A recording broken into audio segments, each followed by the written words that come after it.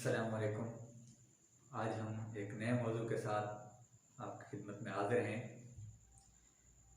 तो आप तवज्जो के साथ आज की गुफ्तगू सुनिएगा। उम्मीद है कि आपको ये बहुत पसंद आएगी। तो आज की जो हमारी गुफ्तगू है उसका मौजू तुर्की का ड्रामा है अर्तगरुल गाजी। तुर्क में इसे उर्तगल कहते हैं क्योंकि उनमें गैन नहीं होता। उर्दू में इसे उर्तगज़ल कहा जाता है। उर्तगज़ल गाजी काफ़ी अरसे से इसकी धूम सुन रहे थे, काफ़ी दोस्त इसको देख रहे थे, वो रिकमेंड भी कर रहे थे कि आप भी देखें, लेकिन कभी इत्तेफाक नहीं हुआ क्योंकि मुझे ड्रामा देखने का कोई ख़ास शौक़ नहीं है, तो इसका तो मैंने इस तरफ तवज्जो नहीं की। फिर जब इसका वावेला बढ़ता चला गया और सऊदी अरब समेत दुबई और दूसरी अरब रियासतों के अंदर इन पर पाबंदी लगी, फिर मिस्र की यूनिवर्सिटी ने दारुल अफ्ताह ने एक फतवा दिया जिसमें इस ड्रामे को देखने से मना किया गया। तो तजस्सुस बढ़ा के आखिर इसमें ऐसा क्या है। फिर भारत ने भी इस पर पाबंदी लगा दी। वॉइस ऑफ अमेरिका और दूसरे यूरोपीय अखबारात ने भी इसके खिलाफ लिखना शुरू किया। तो इस सारे मंजरनामे में ये और ज़्यादा तजस्सुस बढ़ता गया कि इसे देखा जाए कि आखिर इसमें क्या है। फिर वज़ीर-ए-आज़म पाकिस्तान इमरान खान साहब ने स्पेशल हिदायत की कि इस ड्रामे को उर्दू में डब करके पीटीवी पर नशर किया जाए। इससे तजस्सुस में और ज़्यादा इजाफा हुआ। तो इन तमामी मामलात को देखते हुए इस ड्रामे को देखने का आगाज़ किया गया। तो जो कुछ ख़ास बातें इस ड्रामे से मुतल्लिक हो सकती हैं वो मैं आपसे शेयर करूंगा। उम्मीद है कि आपको बहुत पसंद आएंगी। तो ड्रामे की तफसीलात में जाने से पहले हम उन ममालिक को देखते हैं जिनमें इन पर पाबंदी लगाई गई कि आया वो पाबंदी उनके ज़ाती मफाद की खातिर है या ड्रामे के कॉन्टेक्स्ट की वजह से है। तो सबसे पहले हम बात करते हैं इंडिया की। तो इंडिया ने इस ड्रामे पर क्यों पाबंदी लगाई। जब थोड़ा सा ड्रामे को देखा गया, उसके मवाद को देखा गया, तो मालूम हुआ कि ये उनकी मजबूरी थी। ड्रामा बेसिकली हुर्रियत पसंदाना मवाद पर मुश्तमिल है। उसमें जिद्दोजहद और इस्लाम के लिए कट मरने की बात की गई है और ऐसा महसूस होता है जैसे कश्मीरी अवाम के ज़ख्मों पर मरहम रखा जा रहा है। उनकी जो हुर्रियत की तहरीक है उसको हवा मिल रही है। उन्हें कहीं ऐसा महसूस होता है कि जैसे उनके जैसे मसाइब से गुजर कर ये लोग जा रहे हैं और इतनी बड़ी रियासत इनका इंतज़ार कर रही है, कामयाबियाँ उनके कदम चूमने के लिए बेताब हैं। तो कश्मीरी अवाम को एक नई उमंग मिल रही है। तो भारत में पाबंदी लगने के बावजूद भी ड्रामा वहाँ देखा जा रहा है और ख़ास तौर पर कश्मीरी अवाम पूरी लगन के साथ ड्रामे को देख रहे हैं और वहाँ से इस किस्म के इत्तलात आती रहती हैं कि वो लोग बाकायदगी के साथ अपना अक्सर वक्त इस ड्रामे के सीरियल देखने में गुजारते हैं। पाबंदी के बावजूद वो बेचारे इसे डाउनलोड करते हैं और फिर उसे एक दूसरे के साथ शेयर करके देखते हैं क्योंकि नेट की मुख्तलिफ साइट्स पर यह ड्रामा मौजूद है। तो भारत की तमाम तर कोशिशों के बावजूद ये हुर्रियत पसंदाना नज़रियात जो हैं वो वहाँ फैल रहे हैं। दूसरे हम सऊदी अरब की बात करते हैं। तो सऊदी अरब, मिस्र और दुबई और उन ममालिक के अंदर मिस्र ने जो फतवा जारी किया उसमें ये ऐसा लिखा गया है कि तुर्की खुद को प्रोमिनेंट दिखाने के लिए, खुद को पावर में जाहिर करने के लिए ये ड्रामा बना रहा है और इसको आगे फैला रहा है। तो किसी हद तक ये बात ठीक भी है क्योंकि ऐसा लगता है कि जो ताकत है, जो सरबराही है, जो रहनुमाई है वो तुर्कियों के खून में शामिल है।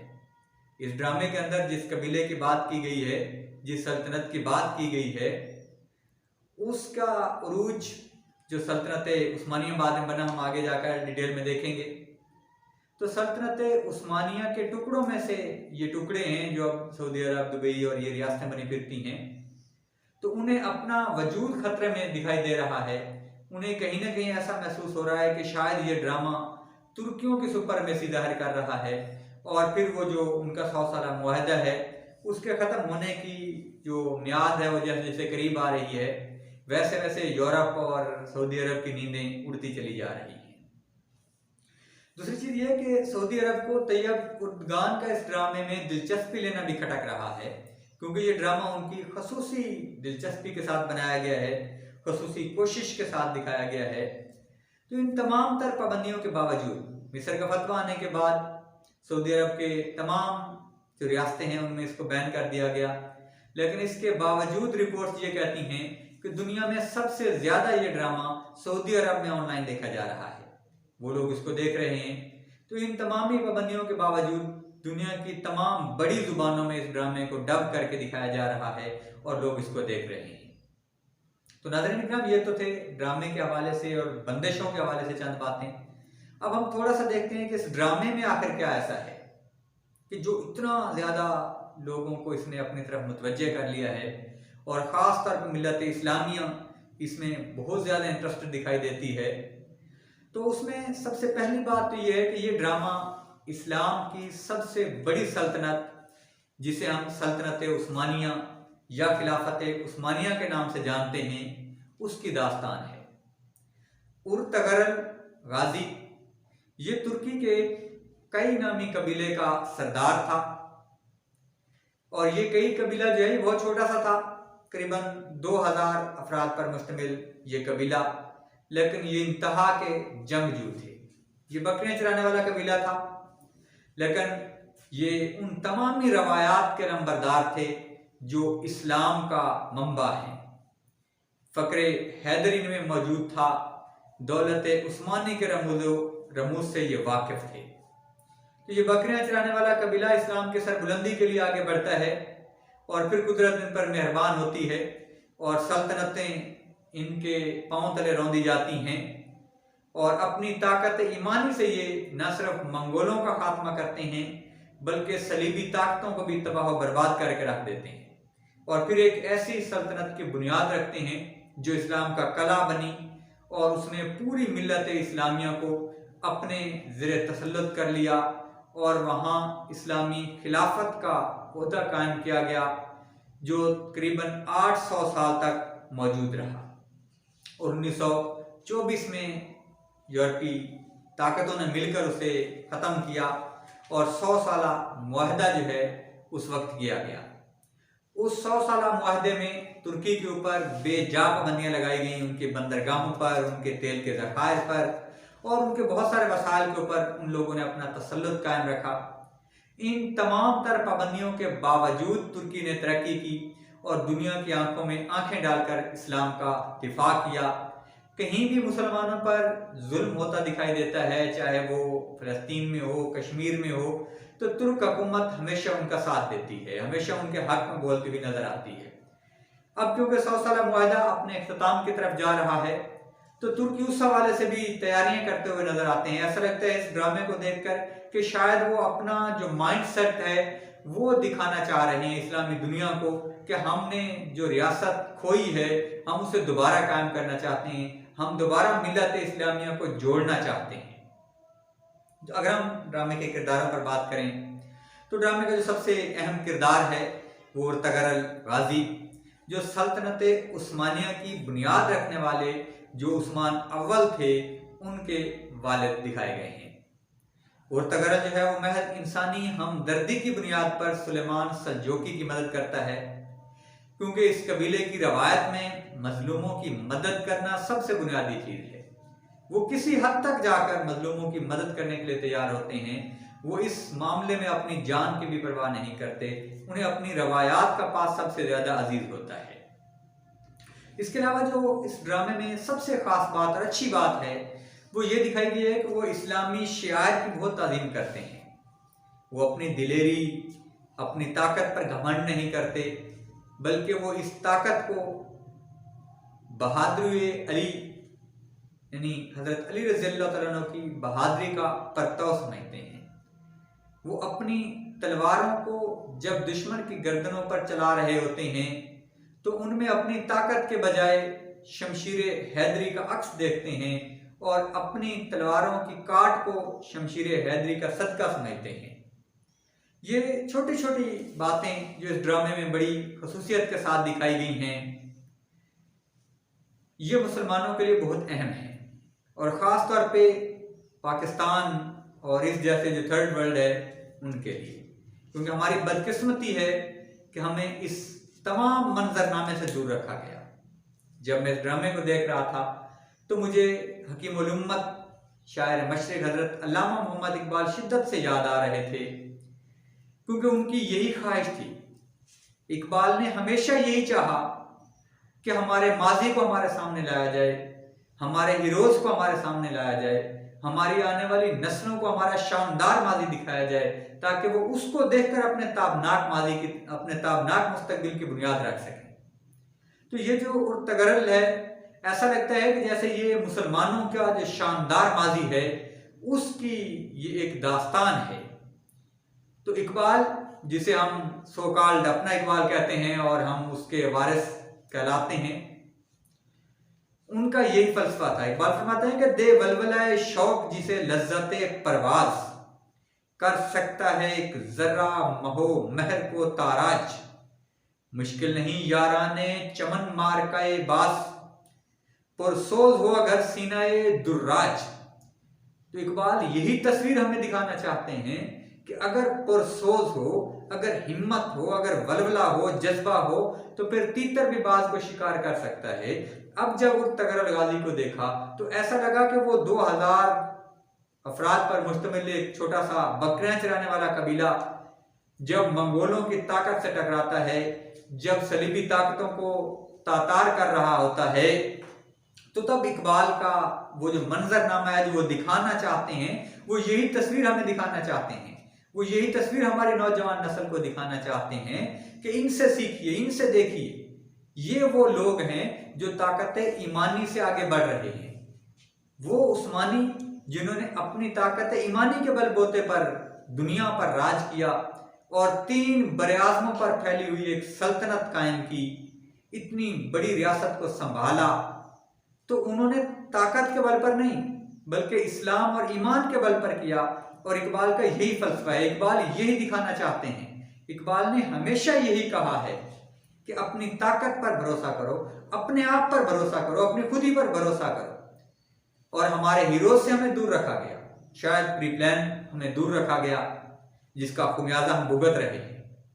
तुर्की अवाम की खुशकिस्मती है कि उसकी हुकूमत इस तरफ मुतवज्जे है कि उन्हें हीरोज के साथ जोड़ने की कोशिश कर रही है, उन्हें हीरोज से मिलाने की कोशिश कर रही है, उन्हें हीरोज के कारनामे दिखाने की कोशिश कर रही है।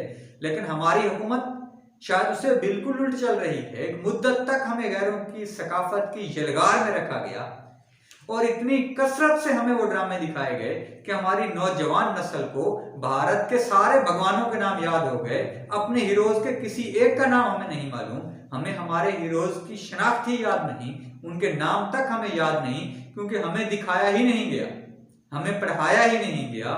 और अब जो जमाना है ये देखने का जमाना है, दुनिया देख रही है, तो हमें भी इन चीजों को देखना होगा। हमारी हुकूमत को भी होश के नाखून लेने होंगे, हमारे इदारों को भी इस तरह सोचना होगा कि हम आखिर क्या दिखा रहे हैं अवाम को। हमें भी इस सास बहू के मुसीबत से निकलना होगा। कम से कम हमारे चैनल्स पर भी कुछ ना कुछ ऐसा मवाद दिखाना होगा जिससे हमारी नई नस्ल अपने मुस्तकबिल की राहें हमवार कर सके और इस सास बहू के झगड़े वाले ड्रामों से हमारी जान छूट सके। एक और खूबसूरत बात नाज़रीन इकराम जिस ड्रामे में दिखाई गई वो भी वही उन कौम के उरूज की जो बात है। ऐसा महसूस होता है जैसे इकबाल उनके साथ साथ हैं, उस तारीख से इकबाल गाफिल नहीं है। इकबाल माजी और मुस्तकबिल के शनासा हैं। जब हम उन्हें देखते हैं तो उनमें एक खास बात, एक खास वस्फ मौजूद है और वो इश्क़ रसूल सल्लल्लाहु अलैहि वसल्लम का है। वो लोग बहुत हद तक ताज़ीम करते हैं। जब भी उनकी महाफिल में आकाए नामदार सल्लल्लाहु अलैहि वसल्लम का नाम आता है तो वो अपने सीने पर हाथ रखकर अपना सर ताज़ीम से झुका लेते हैं। और यही वो चीज़ है, यही वो चीज़ है जो इकबाल मुसलमानों में देखना चाहते हैं, जो हम में पैदा करना चाहते हैं। क्योंकि इकबाल के नज़दीक से दुनिया का निज़ाम ही उस ज़ात के दम कदम से चल रहा है। इकबाल फरमाते हैं खैमा अफलाक का अस्तादा उसी नाम से है, खैमा अफलाक का अस्तादा उसी नाम से है, नब्ज़े हस्ती आमादा उसी नाम से है। कि अगर इस कायनात की नब्ज़ चल रही है तो उसी नाम से है।